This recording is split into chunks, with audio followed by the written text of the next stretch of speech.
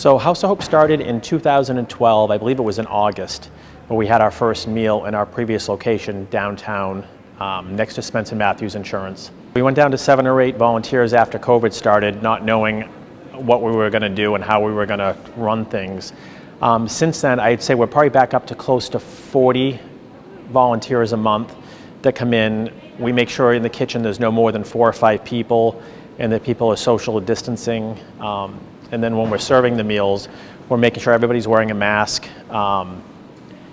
as they interact with people that we serve. So once a month, one of our teams, like tonight's team, is East Waterboro Baptist Church, and they come down and they prepare a meal. Tonight's meal is pork loin, and they come down and they cook it fresh mashed potatoes, just a nice, hot, healthy meal for people. So I'm very thankful to them and all the other teams that come and serve. So in March, we were doing about 60-ish meals an evening. Again, I think a lot of people were scared, but our numbers are definitely back up. It's just a different format with the drive-through. Last year in 2020, we did 12,000 meals and over 508 pantry bags for people. I'd say we're doing about 1,000 a month, so probably 250 to 300 meals a week that we're doing, including home deliveries for people that are unable to get out and get to House of Hope.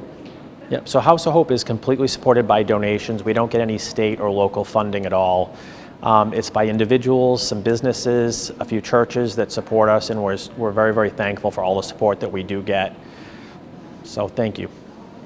So donations have actually been pretty sporadic. Overall, though, donations have been really good. Very, very thankful. I think some people that have really been struggling have tapered off on their donations, but other people have really kind of stepped up and helped us out, including helping us get another $50,000 in December to go towards building the Youth and Community Center, which again, we're just so thankful for that. So most of the meals are home-cooked hot meals. Occasionally, some nights we do sandwiches depending on what team is here or what team is supposed to be here but is unable to come because of either COVID illnesses. I would say probably 10 out of 12 meals are hot, probably 2 are sandwiches, but either way we try to make the meals a complete meal, that when someone leaves they're full. You know, their belly's full and hopefully happy with the meal they got. We serve dinner on Monday, Tuesday, and Thursdays. From right now we're doing 4 to 5 just because it's getting darker earlier and a lot of older people can't drive at night. And then the pantry is open the same hours, 4 to 5. And then probably next month, towards maybe mid to end of February, we'll change hours back to 5 to 6 p.m. as the light increases at night. We do have a food pantry. In our pantry, we've got anything from bread to canned vegetables, canned fruits, some meats. We don't get a lot of opportunity for fresh meats, but we do get some personal care products, toilet paper, toothbrushes, toothpaste, things like that. Cereal, we go through a ton of cereal. So if anybody has extra cereal they'd like to donate, that would be great. Canned fruit's really a big one that we go through a lot of. It's one of those more expensive items that people will not buy. Just if they have to choose between a meal or a fruit, they just won't pick fruit. So any donations of canned fruit is great. We also have things like tuna fish, canned soups, raviolis, pasta, lots of pasta we go through, pasta sauce. So things like that. That's probably the majority of the things that we get regularly. So we do not need beans though. We have a ton of beans. Most of the people that come to House of Hope come from either Berwick, North Berwick, South Berwick, some from Lebanon, Somersworth. So we get people from everywhere. We don't ask people where they're from. We don't track people. We figure if they're hungry and they show up, we're going to give them food. So, and if you're hungry, come on by, we'll give you some dinner. It's pretty good. So, like I said before, the youth center, we're hoping to break ground in the spring. We're just about at $500,000, and we need to raise about another $1.2 to $1.3 million to finish it. Our goal is to build it without any debt. So if you want to come alongside us and help us get this thing built, either through monetary donations or labor, if you know cement work, metal work, plumbing, electrical, we need help in all those areas. And again, we're really trying to build this with no debt so that we can just be a good neighbor to the community and not worry about funding and staying open. So thank you.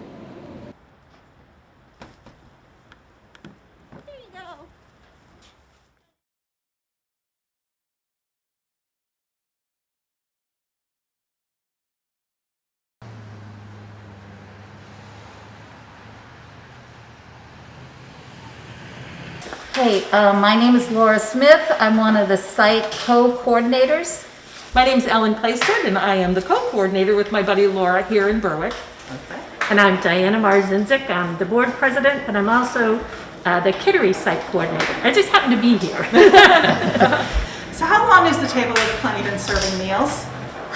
28 years, I believe.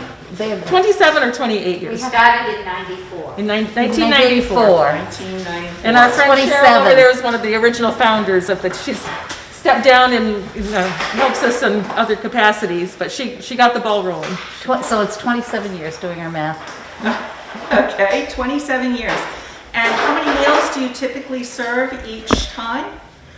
We serve, I would say, between 90 and 110 each week.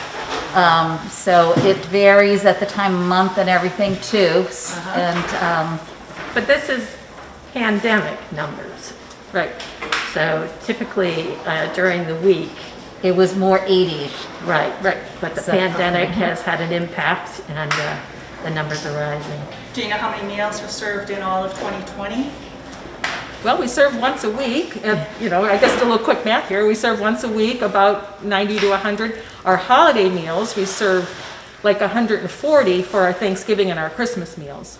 Okay, all right. And what type of meals does a person get when they come? We like comfort food, nothing too fancy, but they always get a protein, a starch, a vegetable. We try to incorporate a fruit, so we try to keep it a little on the healthy side. But they definitely get a good solid protein serving. We have, and we also have people who do baking for us, so we usually have a home baked good dessert to be able to send home to them. So, All right, so COVID has obviously impacted you. Can you tell me what you've had to change due to COVID? The biggest change is we used to serve here in this dining room here at the Methodist Church. But our friends would come in, socialize, have some coffee. We would serve the meal to them.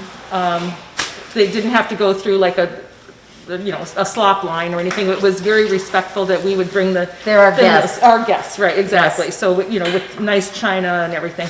Obviously, we shut down for about 6 weeks altogether initially until we could figure out a safe alternative to getting meals out to our friends in the community, and that has meant takeout meals. So we've kept the numbers of volunteers down as well. We try to keep it between 4 and 5 people to gather the food, prepare it, pack it, and hand it out.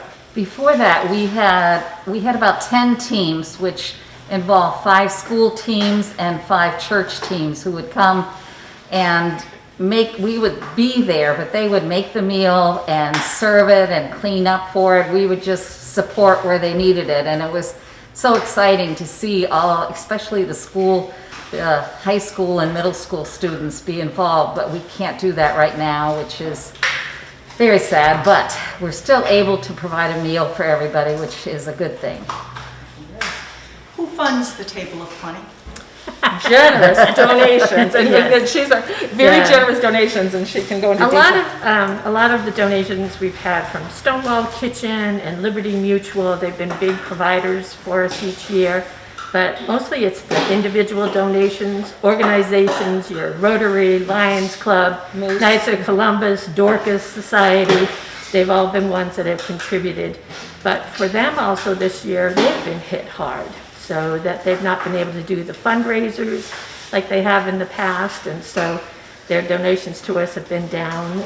Their business, people that we've reached out to help us, like businesses, your restaurants and such, they've also been impacted. So we're reaching out, we're applying for grants and such that we've never really had to before. So, we're out there trying to make it, and we're doing well. We're actually doing well.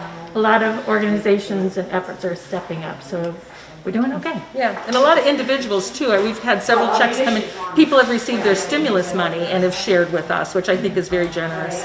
We had a really nice check in the spring from First Parish Church in South Berwick, and they asked us how we were doing, and I said, well, we could really stand some funds, and they gave us $2,000, so that was just unbelievable. Yeah. Anybody is welcome here. We're doing takeout in the back, it's going out, and if anybody, there's no way, there's nothing you have to say why you need a meal. If you just need a meal that night, please come. If you know somebody who needs a meal, and make checks out to the Table of Plenty. P.O. Box 232, Berwick, Maine, 03901. And we're here every single Wednesday, weather permitting, from 4:30. Well, we're here at 3, but we actually hand the meals out between 4:30 and 5:30.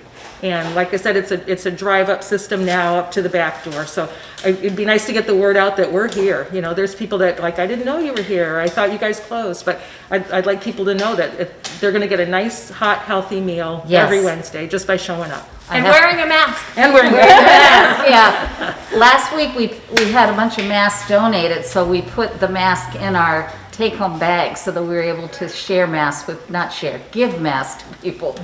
But, Yeah, the Kittery Rotary's been generous with making sure we have masks to hand out with our guests. and South Berwick and Elliott gave us some earlier, so we've been, really blessed that people have thought about us. But just that, if anybody needs a meal under any circumstance, please come and get one. And we have good meals. Yes, we do. We really do. We spaghetti and meatballs. We're doing a turkey loaf tonight. We've With done. tater tots and green beans. Yeah, I mean, the food's good. All right. Thank you very much. Thank you. My name is Steve Guptill. I help the girls out in there with this out here.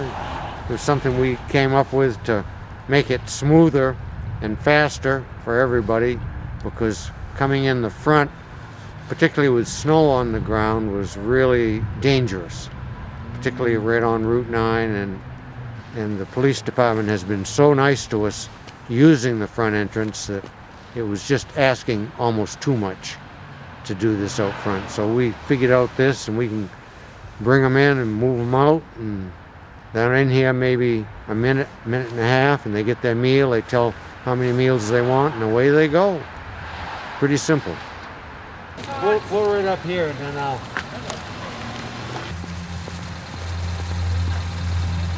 There you go. Thank you.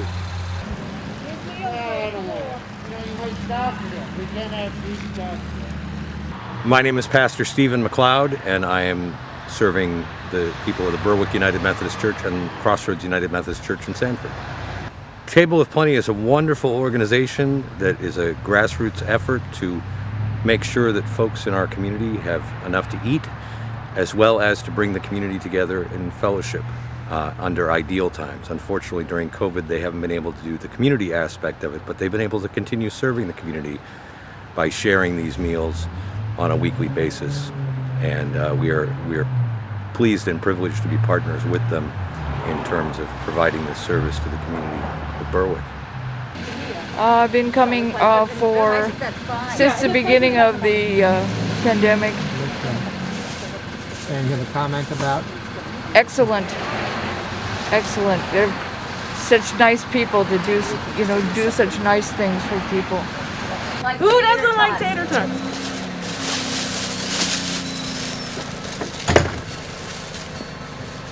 Here you go. Thank you so much. You are so welcome. Have a good week. Stay warm, stay healthy, okay?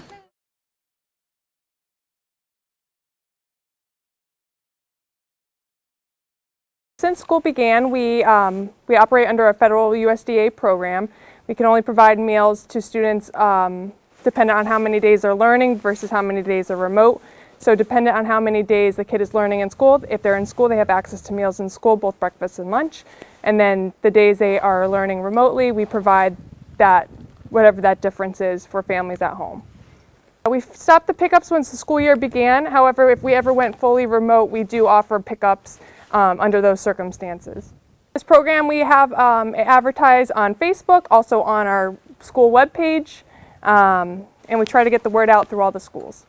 There's no criteria other than it's only available for children, any child under the age of 18, no income guidelines, they just have to be 18 years or younger. The food service staff, mainly out of the high school at this point in time, prepare the meals. There's 3 individuals that are working on it weekly, and then we have about 9 staff as well as 9 transportation department staff that help provide the meals for delivery. We have about 300 students receiving weekly deliveries, and then we also have the children obviously participating while they're in school. We do not know the deadline of the program at this time. It's up to the federal government. So right now it's extended until June 2021. And then hopefully it will be extended beyond that. If you have any questions, always feel free to contact the school nutrition department. You can find that contact information on our this RSU 60s webpage. And we just ask families to continue to participate in our program. It helps support our program financially. So, and we always want to provide nutritious meals to all children.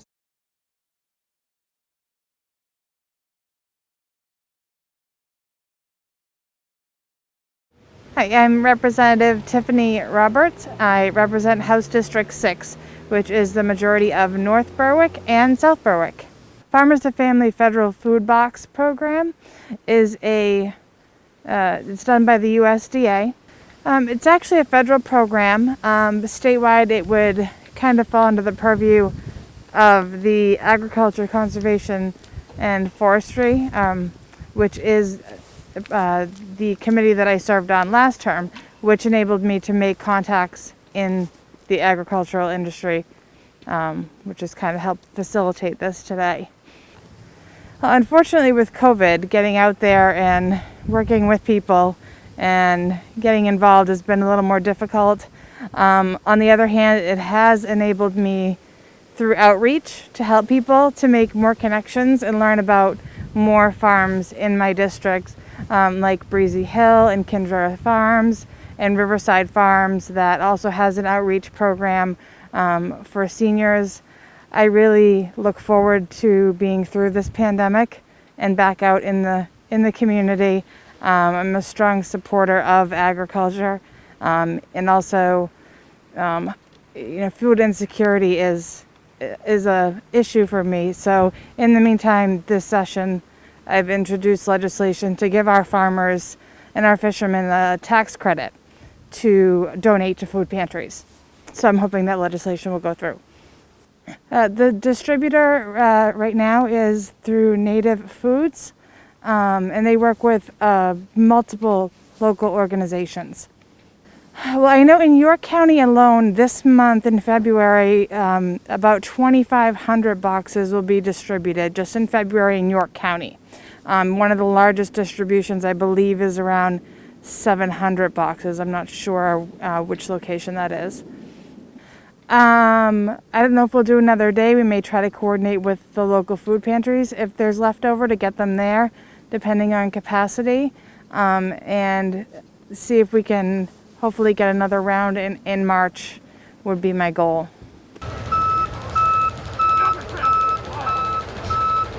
They're getting a gallon of milk. They're getting Maine potatoes, and it's local milk. They're getting sausages, they're getting meatballs, they're getting fruits, vegetables, sour cream, mozzarella, cottage cheese. I may be forgetting like one or two things, but these are pretty large boxes.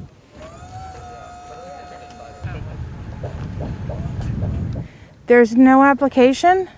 You don't have to show a proof of residence or ID. You just show up. If there's a need, we're trying to fill it. As far as knowing about it, I advertised this on social media and reached out to food pantries to find out how many families were being served, what the need was to kind of determine how many boxes I could try to get for the district. These are track students. Yep, they all showed up. These are a Noble High School track. They're getting community service hours for showing up today, helping us. They all showed up all in full force.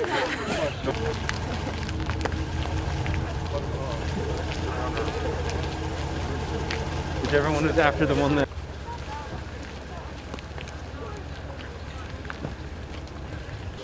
How far down have you guys gone? I think they're still going on. I requested the boxes based on the needs of my district, but we're not turning anyone away. If you're hungry and you need food, you will get food until we run out, which I'm hoping isn't the case, but I've heard it happens.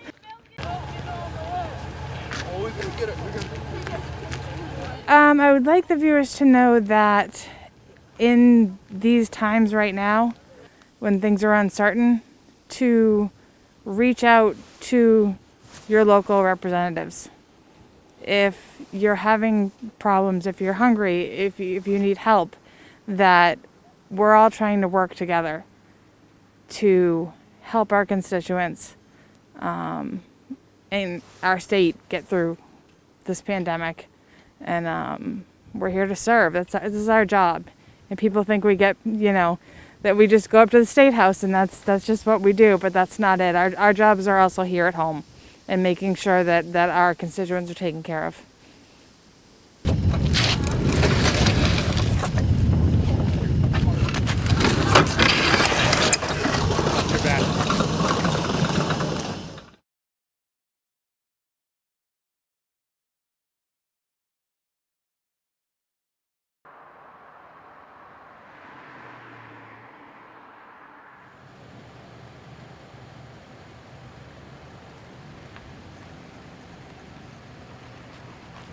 I'm Patricia Vachon, and I'm the Executive Director here at the Community Food Pantry in Somersworth. The pantry was started in January of 1991, and it was started as a result of meetings that were held with area churches.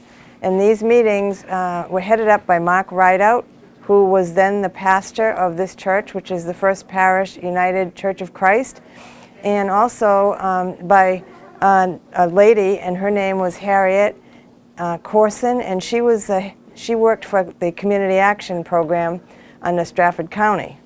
And what they did is they got all of the churches together to try to, instead of having several small pantries, to coordinate and have one pantry that would serve Somersworth, Rollinsford, and Berwick. And so they got together and they had meetings, and then they came up with this community food pantry.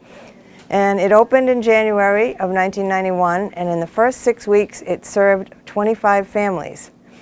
Today, all these years later, we serve anywhere between 250 to 300 families per month. I have a staff of about 60 volunteers, and they do various things. We have volunteers that work here in the pantry, serving the food. We have volunteers that work going to the grocery stores, picking up all of the refresh food from the different area grocery stores that help us. I have people who come early in the morning to help set up the pantry for the day. And then I have people on the outskirts who do things like write thank you notes for people who make donations. And also, we also have people who do different kinds of writing for us and help us with keeping up the bulletins in the churches, so that we know, people in the churches know what we're looking for. So each month they send a different notice to the churches. When COVID first hit back in March of last year, our numbers went down quite a bit, which surprised me. But I think a lot of it was fear. People didn't know what to think or what to do. And then they stayed down for a little while people got extra money from the government and while they got food stamp additions. And then all of a sudden, it started to pick up, and it's really been picked up pretty much for quite a while now. And then it slowed down a little bit in the last couple of weeks because people started to get more stimulus money, but it's again picking up. So it's kind of up and down, but mostly up. We didn't receive any money from the CARES Act, but we received a lot of donations from people. And we also received money from Good Shepherd, and that came through under the CARES Act.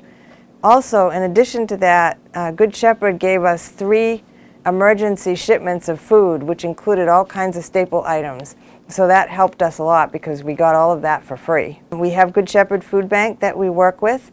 We also work with the grocery stores, Hannaford's here on Central Avenue in Dover, and down at Grapevine and in North Berwick, all donate food to us during the week. Shaw's donates food to us 5 days a week. And Panera Bread donates to us every Friday. We do not put bags together, and the reason I don't is because I want people to go home with what they can use. I don't want to give them a bag of groceries and half of it might be stuff they wouldn't use or wouldn't like. So what we do is, this is a grocery list that we give to our clients. The first page, the white page, is all of the staple items that you'd get, like canned vegetables and canned fruit and pasta and all that stuff. And this green one is all of the fresh items. It has the meats, all the different types of meats on it. It has eggs, it has all the bread that's behind you. It has all of the dessert over here.